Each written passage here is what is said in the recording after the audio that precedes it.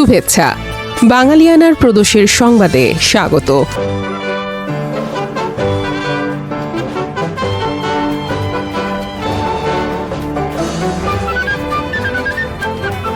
পুরো বিজয়ের মাস জুড়ে দেখুন বাঙালিয়ানার বিশেষ আয়োজন। শুরুতেই শুনে নিচ্ছি সংবাদ শিরোনাম। বিএনপিতে সাজ রব। বৃহস্পতিবার 17 বছর পর দেশে ফিরছেন তারেক রহমান। সরকারি সংস্থা বিবিএস এর জরিপ বলছে, সরকারি প্রতিষ্ঠানে 1/3 সেবাগ্রহীতাকে ঘুষ দিতে হয়। এবার অন্যান্য সংবাদের সঙ্গে বিস্তারিত। 1.5 দশকের বেশি সময় পর দেশের মাটিতে ফিরছেন বাংলাদেশ জাতীয়তাবাদী দলের ভারপ্রাপ্ত চেয়ারম্যান তারেক রহমান। যুক্তরাজ্য সময় 24 ডিসেম্বর সন্ধ্যায় লন্ডন থেকে রওনা দেওয়ার কথা রয়েছে তার। সবকিছু ঠিক থাকলে 25 ডিসেম্বর দুপুরের দিকে তিনি বাংলাদেশে পৌঁছাবেন।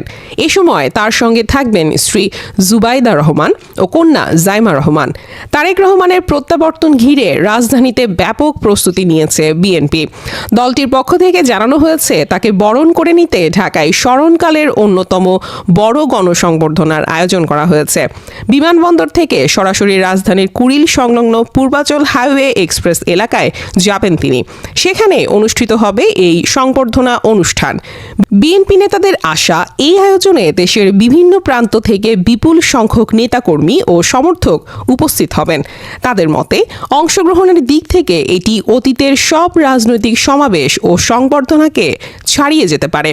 দলীয় নেতাদের পাশাপাশি সাধারণ মানুষের স্বতঃস্ফূর্ত উপস্থিতিও প্রত্যাশা করছে বিএনপি। আইন শৃঙ্খলা পরিস্থিতির অবনতির প্রেক্ষাপটে উপদেষ্টা পরিষদের রদবদলের গুঞ্জন ও আলোচনা থাকলেও আপাতত সে পথে যাচ্ছে না সরকার। জাহাঙ্গীর আলমই থাকছেন স্বরাষ্ট্র মন্ত্রণালয়ের দায়িত্বে। জাতীয় নিরাপত্তা উপদেষ্টা খলিলুর রহমানও থাকছেন চলতি দায়িত্বে। আইজিপি পদেও কোনো বদল আসছে না। সরকারের 3 উপদেষ্টা ও প্রধান উপদেষ্টার একাধিক বিশেষ সহকারী এই তথ্য নিশ্চিত করেছেন। সরকারের এক উপদেষ্টা বলেন, খলিলুর রহমানকে স্বরাষ্ট্রের দায়িত্ব দেওয়ার বিরুদ্ধে রাজনৈতিক দলগুলো বিএনপি ও জামায়াত ইসলাম আপত্তি জানিয়েছে। তাই খলিলুর রহমানকে স্বরাষ্ট্র উপদেষ্টা করার সিদ্ধান্ত আর এগোয়নি। রাষ্ট্রের গুরুত্বপূর্ণ বাহিনী ও সংস্থার তার বিষয়ে আপত্তি রয়েছে। গত মে মাসে খলিলুর রহমানের পদত্যাগ চেয়ে প্রধান উপদেষ্টার কাছে লিখিত দাবি জানিয়েছিল বিএনপি।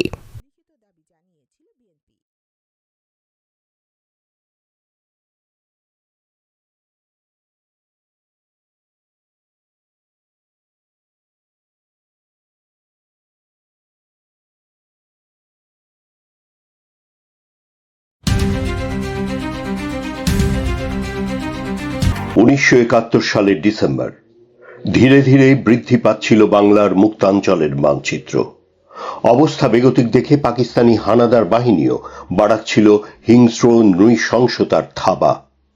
রক্তাক্ত সেই সময়েই অস্ফুটে বেজে চলছিল বিজয়ের গান।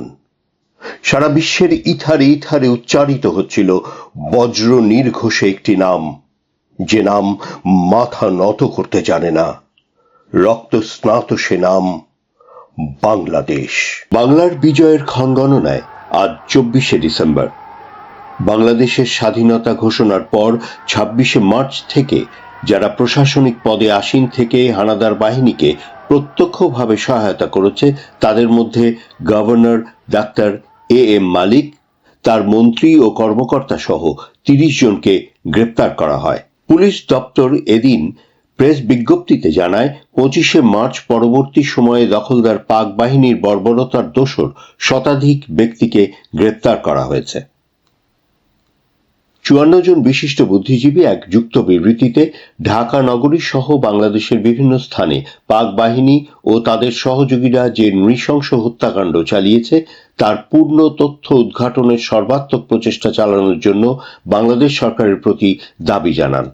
তারা বলেন, যারা প্রত্যক্ষ কিংবা পরোক্ষভাবে এই ব্যাপক হত্যাকাণ্ড এবং নৃশংস বর্বরতার সাথে জড়িত ছিল, তাদেরকে কোনো মতেই জেনেভা কনভেনশনের ছত্রছায়ায় থাকতে দেয়া যেতে পারে না।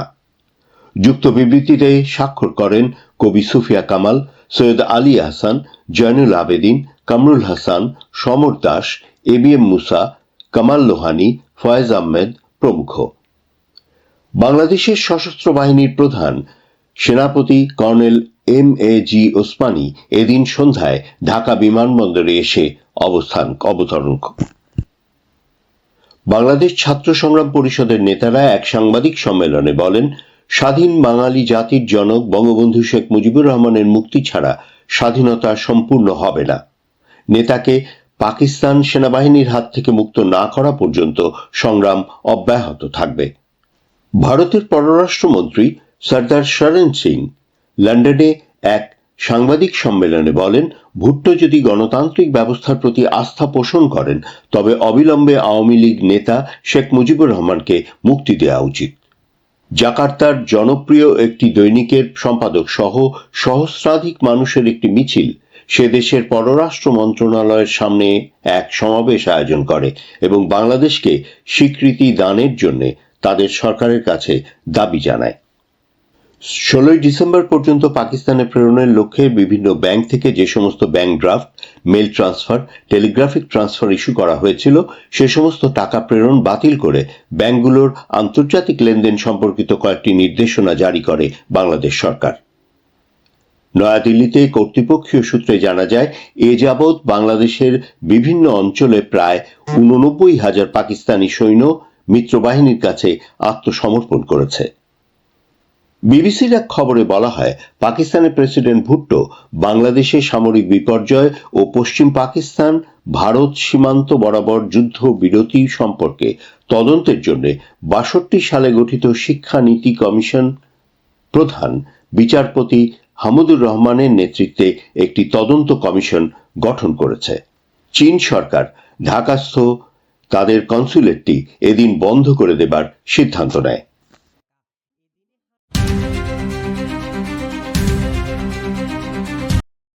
রাজধানীর মগবাজার মোড় এলাকায় বাংলাদেশ মুক্তিযোদ্ধা সংসদ কেন্দ্রীয় কমান্ডের সামনে ককটেল বিস্ফোরণের ঘটনায় এক যুবক নিহত হয়েছেন। নিহত যুবকের নাম সিয়াম। তিনি মগবাজার জাহিদ কার ডেকোরেশন নামে একটি প্রতিষ্ঠানের কর্মী ছিলেন। বুধবার 24 ডিসেম্বর রাত 7:10 দিকে মগবাজার ফ্লাইওভারের ওপর থেকে নিচের সড়কে এই ককটেল বিস্ফোরণ ঘটায় দুর্বৃত্তরা। প্রত্যক্ষদর্শীরা জানায়, দোকান থেকে নাস্তা নেওয়ার জন্য সিয়াম রাস্তা দিয়ে যাচ্ছিলেন। এ সময় ককটেল বিস্ফোরণে তিনি ঘটনাস্থলেই মারা যান। আওয়ামী লীগের রাজনৈতিক কার্যক্রম নিষিদ্ধের সিদ্ধান্ত পুনর্বিবেচনা করার আহ্বান জানিয়ে অন্তর্বর্তী সরকারের উপদেষ্টা ডক্টর মোহাম্মদ ইউনূসকে চিঠি দিয়েছেন যুক্তরাষ্ট্রের 5 আইন প্রণেতা। চিঠিতে তারা কার্যক্রম নিষিদ্ধের সিদ্ধান্ত নিয়ে উদ্বেগ প্রকাশ করেছেন। একই সঙ্গে তারা এটাও উল্লেখ করেছেন যে আওয়ামী আমলে 2018 ও 2024 সালের নির্বাচন অবাধ ও সুষ্ঠু হয়নি এবং গত বছরের জুলাইয়ে আওয়ামী লীগ সরকারের আমলেই 1400 মানুষকে হত্যা করা হয়েছে। তবে এই অপরাধগুলো ব্যক্তিগত গণ্য করে গণতন্ত্রের স্বার্থে দল হিসেবে আওয়ামী লীগের রাজনৈতিক কার্যক্রম পরিচালনার বিষয়টি পুনর্বিবেচনার আহ্বান জানানো হয়েছে। মার্কিন কংগ্রেসের ওয়েবসাইটে এই চিঠি প্রকাশ করা হয়েছে। এই 5 মার্কিন আইন প্রণেতা হলেন Gregory W Meeks, Bill Huizenga, Sydney Kamlager Dove, Julie Johnson এবং থমাস আর সুওজি। তারা চিঠিতে বলেন, আমরা শঙ্কিত যে সরকার যদি রাজনৈতিক দলের কার্যক্রম স্থগিত করে বা ত্রুটিপূর্ণ আন্তর্জাতিক অপরাধ ট্রাইব্যুনাল আবারও চালু করে তবে এই লক্ষ্য অর্জন সম্ভব হবে না।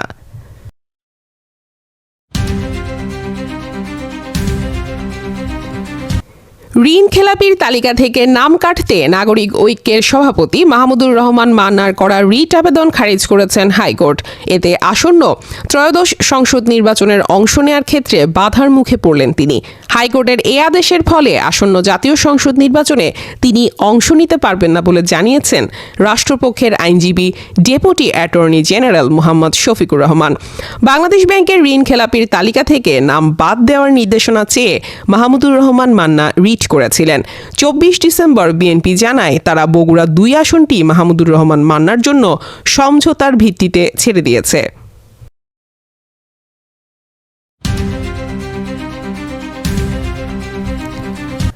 দেশের সরকারি সেবা খাতগুলোর মধ্যে দুর্নীতির শীর্ষে রয়েছে বাংলাদেশ সড়ক পরিবহন কর্তৃপক্ষ।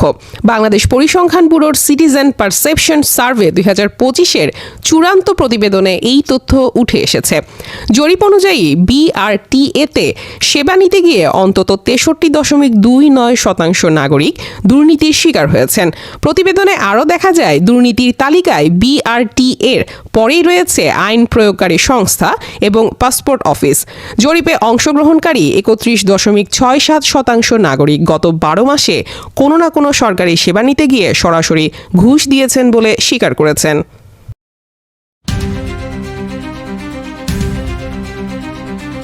নিউ ইয়র্ক সিটির নবনির্বাচিত মেয়র জোহরান মামদানি আগামী জানুয়ারিতে শপথ গ্রহণ করতে যাচ্ছেন।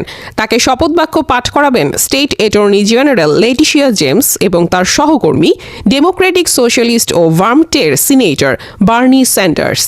নববর্ষের দিনে আয়োজিত একটি ব্লক পার্টিতে নির্বাচিত মেয়র মামদানির আনুষ্ঠানিক শপথ গ্রহণ অনুষ্ঠানের তত্ত্বাবধান করবেন স্যান্ডার্স।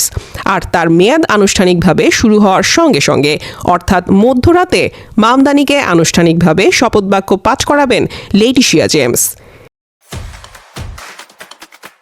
এবার শুনে নিচ্ছি বাঙালিয়ানা ক্রীড়া সংবাদ। অস্ট্রেলিয়ার বিপক্ষে অ্যাশেজ সিরিজে মাঠের পারফরমেন্স যখন যাচ্ছে তাই, ঠিক তখনই মাঠের বাইরের এক বিতর্ক নিয়ে বিপাকে পড়েছে ইংল্যান্ড ক্রিকেট দল। কুইন্সল্যান্ডের নুসা সৈকতে বিরতি কাটানোর সময় ইংলিশ ক্রিকেটারদের মাত্রাতিরিক্ত মদ্যপানের অভিযোগ উঠেছে। এই ঘটনার সত্যতা যাচাইয়ে এরই মধ্যে তদন্ত শুরু করেছে England and Wales Cricket Board ECB. Social মিডিয়ায় ছড়িয়ে পড়া একটি ভিডিওতে দেখা গেছে ইংল্যান্ডের ওপেনার বেন ডাকেট মদ্যপ অবস্থায় রয়েছেন। ভিডিওতে তাকে যখন জিজ্ঞেস করা হয় তিনি বাড়ি ফেরার পথ চেনেন কিনা, তিনি জবাবে না বলেন এবং অসংলগ্ন ভাষা ব্যবহার করেন। এবার শুনে নিচ্ছি বাঙালিয়ানা বাণিজ্য সংবাদ।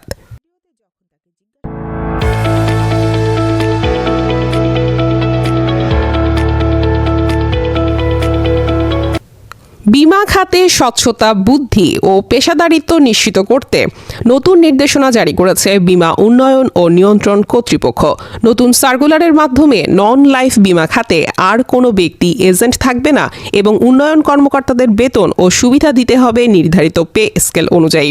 সার্কুলারে বলা হয়েছে, আগামী বছর থেকে নন লাইফ বিমা ব্যবসায় কোনো পলিসি বিক্রি করা যাবে না ব্যক্তি এজেন্টের মাধ্যমে। বাঙালিয়ানা প্রদোষের সংবাদ শেষ হলো। ধন্যবাদ।